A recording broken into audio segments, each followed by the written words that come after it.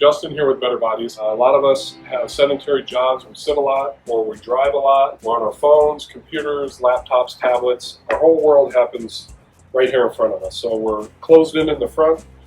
Today I'm going to talk about some things that we can do to keep us stretched out, especially if you have a desk job or any type of a job that puts you in that small sphere in front of you. Sitting a lot, we're going to be real tight in the anterior chain. So the rule of thumb is make sure that we're stretching the back and opening up everything in the front, because you can see here everything's shortened.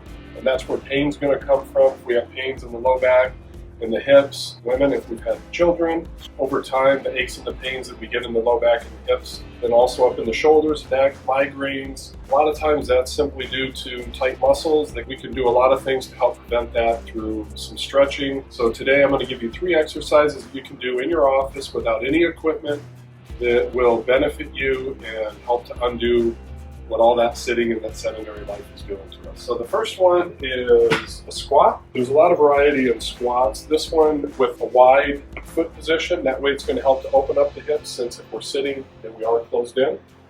And just coming down, getting as low as we can. We want to make sure that we keep the knees out, because that's going to engage the glutes and help do what we want to do as far as opening up the hips.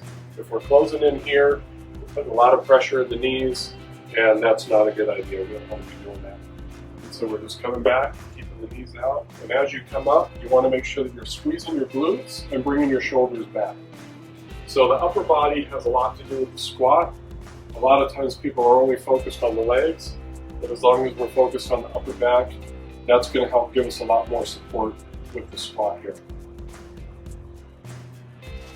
And if you can even focus on your core as well. That's obviously going to be part of the squat, so that we're not falling over forward or backwards. So just nice and deep, and right back up, shoulders back. That will help to eliminate some of the tightness that we have going on in the hips. Plus it's going to get some blood flow and help you to have a little bit more brain function, and that's actually going to help you with production at work as well. If you can do these anywhere between 2 to 4 times in a work shift, then it's definitely going to benefit you. Sometimes if you're at the computer a long time, you'll feel that your eyes are getting a little bit tired. That would be a good signal. Take a little break, get up, do these exercises. It's going to get some blood flow, and it's also going to help to remind you to keep everything opened up. So with the squats, I would do as many as 20. It's going to be at your level of ability, so everybody's going to be a little bit different. You may only do just a few, but if you can do all the way up to 20, then I'd recommend doing 20. That's going to be enough to really get some blood flow, to really tell that body what to do, because every time you do the squat, you're telling those muscles how to engage. So through those repetitions, that's going to last a little bit longer for you. The next one is a good morning. The good morning is to get everything in the posterior chain of the body, so it's to absolutely undo everything that's sitting. Sitting is closing everything down. The good morning is opening everything up. So with the good morning, it starts with the foot position. You want your feet to be about hip width apart. Bring your hands behind your head. You can interlock your fingers. Rotate your elbows back as much as you can, so you're getting a nice stretch up through the chest. You're also getting activation in the upper back. From this position here, you're going to pretend that there's a string pulling your tailbone back. So you want to fold in half. You don't want to bend over. Push the hips back. Try to go as low as you can. From here, it's about the stretch in the hamstrings. So I'm feeling a good stretch in my hamstrings about the time that I'm looking at the floor right in front of me. And you should be able to lift your toes here. You don't want to be into your toes. If you're in your toes, you're going to be in the front, you're going to be more in your knees, and you're going to be in your low back. So pushing the hips back, test yourself if you can lift your toes. And then as you come up, bring those elbows back. With this one here, 20 repetitions would be good.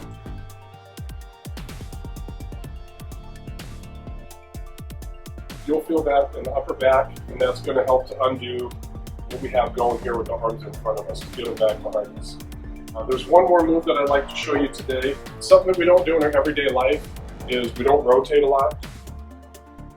And so this move is to help get us rotating, and then also to get some more activation in the back and the thoracic spine. The thoracic spine is meant for mobility.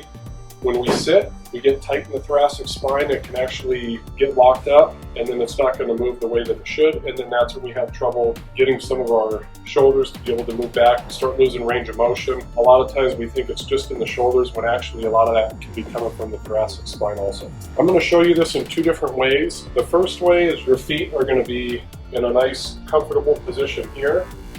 Start your hands in front of you, and then you're just going to rotate as far as you can, and then bring this other hand back. Right here I can feel a nice stretch coming across. I can feel a nice activation in my upper back here. So ideally, if you can, you want to try to get a nice 90-degree between your arms here. If you can't, don't worry about it, just go as far as you can. Anywhere between 5 and 10 repetitions are good. Then we'll just switch to the other side here. And if you can only get to about here, don't worry about it. Go as far as you can, and then just bring that arm back as far as you can here. Even if the range of motion is less, as long as you're going as far as you can, you're going to be stretching, you're going to be increasing every day. Well, to do the same move, but a little bit more advanced, we're going to add a little bit of balance to it. With this, we're simply going to put the feet in an inline position here. The important thing is that your feet are both pointed forward. You don't want to let this back foot be angled, because then you're putting stability back into it with your legs. The whole idea of this is that you're taking your legs out of the move, and then you're putting more stability into the core, so you're getting some balance and some core out of it, and making your hips more responsible, and take the legs out of it. So we'll be here, and then the same thing. I'm a little bit wobbly. I can feel that my balance is challenged. So even though I'm not falling over, I can still feel that my body's having a workout. So you're increasing balance at the same time.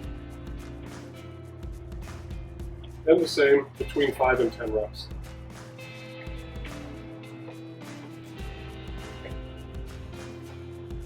It's pretty typical that you'll twist one way or rotate one way better than the other.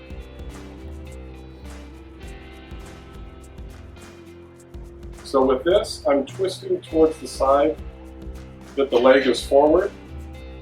You can also do the same thing with going in the other direction. Both are going to be fine. When you twist towards the upper leg, then you're going to be getting a little bit more balance and stability and more work being done to the hip, because as you rotate, you have to squeeze your legs together to be able to create that rotation. So you're just going to be getting a little bit more activation out of it. Thank you for watching the video today. I hope you found some value in it. If you have any comments, please let us know. If you have any questions or any other videos that you'd like to see, please comment, let us know. If you'd like a free consultation, give us a call or an email. We'd love to get you started in a program.